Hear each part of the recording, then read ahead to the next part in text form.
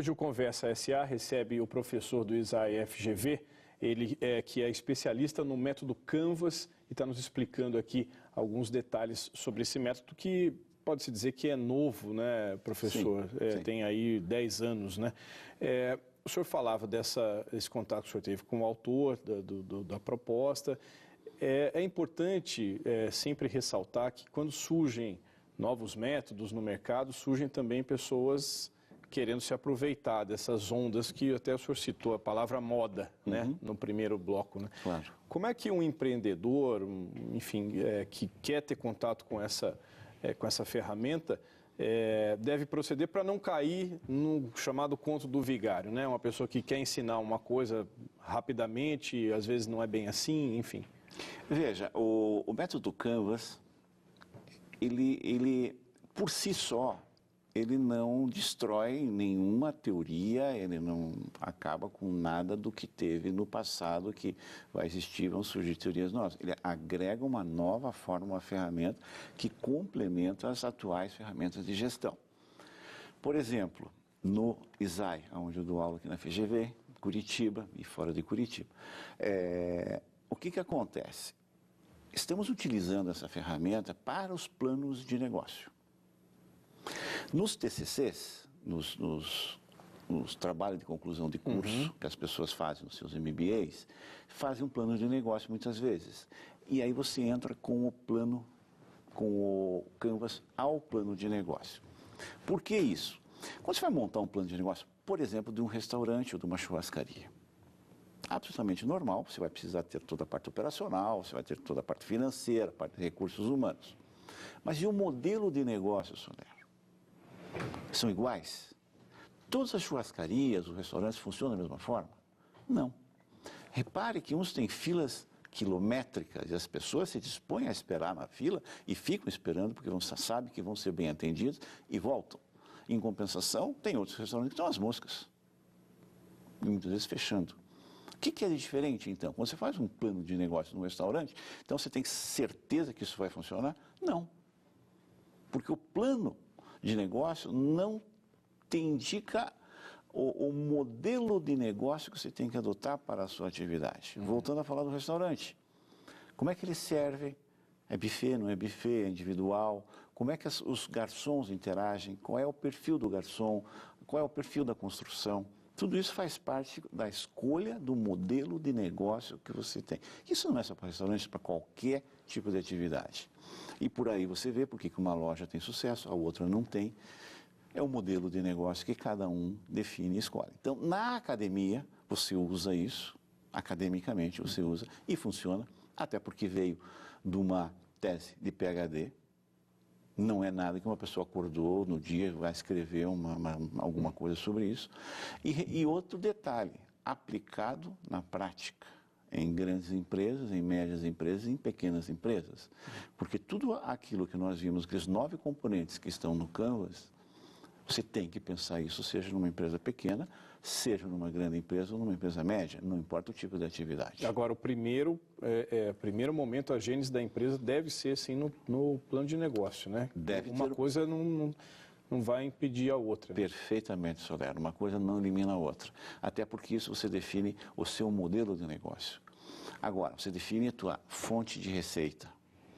Mas a tua estrutura, como é que é o fluxo de caixa, a parte de recursos humanos, etc. Quer dizer, ele tem que ser coerente com o quadro. Mas você tem que criar um plano de negócio para que você leve isso a cabo, para que você tenha cálculos de retorno de investimento, etc. Que esse modelo te indica a inovação no modelo de negócio. E o plano de negócio serve para complementar. Ou seja, você não pode eliminar uma ferramenta em detrimento da outra. O senhor citou aí que o senhor já está reforçando isso para que fique bem claro de que são coisas complementares, né? Mas que vantagens o senhor vê nesse método em relação a outros que se construíram no passado? O que se tem notícia mais comumente é do Michael Porter, né, em 85, que criou lá também a ferramenta de gestão, né, e que se tornou usual no mercado, né? Perfeito.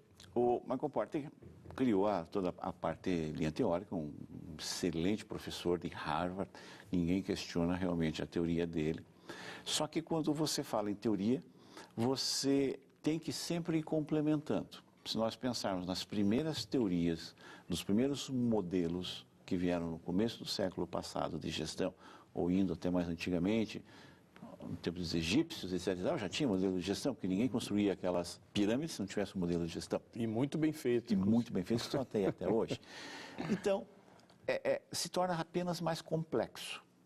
Você não elimina coisas, você incrementa, você agrega coisas em cima do modelo de gestão. Por isso que hoje em dia não é fácil você administrar uma empresa. Uhum. É um ambiente extremamente complexo, onde você, como um cirurgião, você tem que escolher qual é a melhor ferramenta, qual é o melhor método que você tem que utilizar naquele momento para a sua empresa. Uhum. O senhor acha que o Canvas ele facilita a compreensão dos funcionários, por exemplo? Muito. De como a empresa deve ser gerida, ou para onde ela está indo, os resultados que ela já alcançou? Muito. Facilita muito porque é um quadro único que você enxerga. Você enxerga quem são seus clientes. A empresa que não tem cliente, ou que não valoriza, ou que não conhece os seus clientes, já nasceu morta. Obviamente, você tem que ir enxergando seus clientes, voltando ao quadro, pensando no quadro. Uhum. Você tem que ter uma proposta de valor diferente para cada segmento. Os seus clientes têm necessidades diferentes. Obviamente, se vocês têm necessidades diferentes, você tem que se relacionar de forma diferente com eles. Se você se relaciona de forma diferente, os canais que você utiliza também tem que ser diferentes. Você não pode abrir uma loja num shopping sofisticadíssimo se o seu cliente não frequenta aquele shopping. Uhum. E, obviamente, tudo isso tem que ter uma estrutura de custo, isso aí tem que ter as parcerias, isso tem que ter recursos, enfim, a gente volta ao quadro. Quando um funcionário, a equipe de gestores batem um olho lá, eles têm condição de enxergar perfeitamente toda a empresa como que ela funciona no seu antigamente chamado macrofluxo. Quer dizer, é uma adaptação, fica mais fácil fazer uma adaptação dessa gestão com o Canvas do que com outro método mais tradicional, o senhor acredita? Sim. Isso também não vai eliminar outros tipos de gestão. Na parte de estrutura de custos e na parte de receitas, obviamente existe todo um trabalho de gestão de custos e gestão financeira, com todas as teorias inerentes à gestão de custos e gestão financeira. Eu estou só dizendo o seguinte, quais são os principais processos dentro de uma empresa, para que eu não me perca em pintando um muro, achando que pintando o muro de uma empresa eu vou aumentar minhas vendas. Claro que não.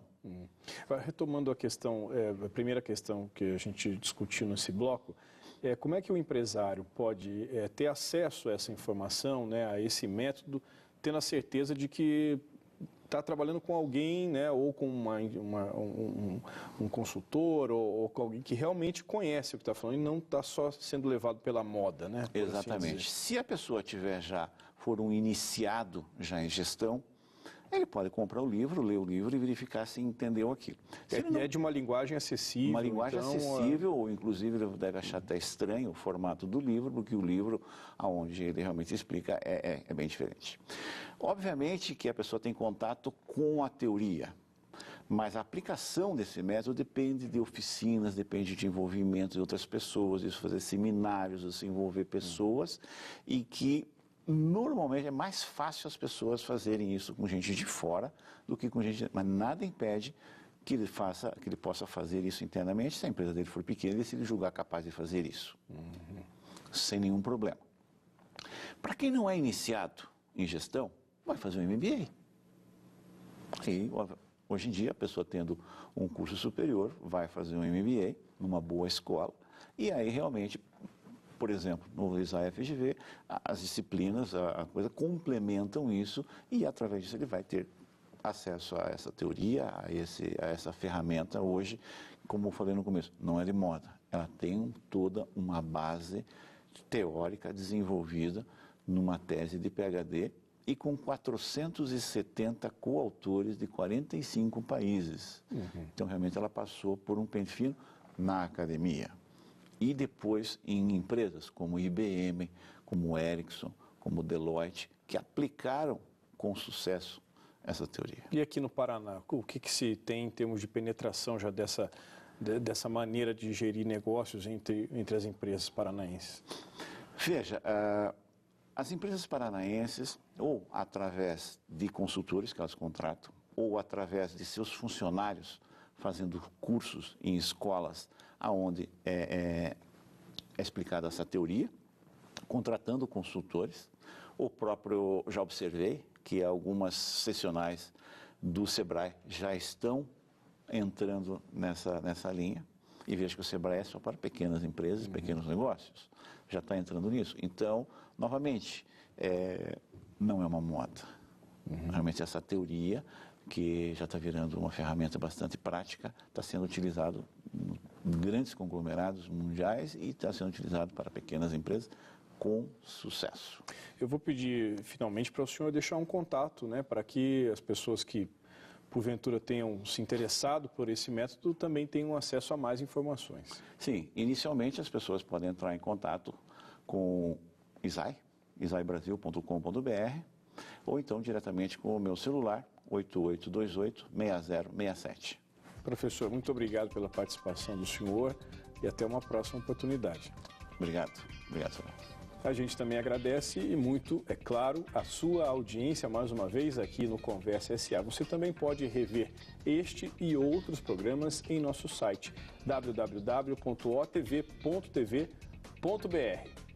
Até a semana que vem.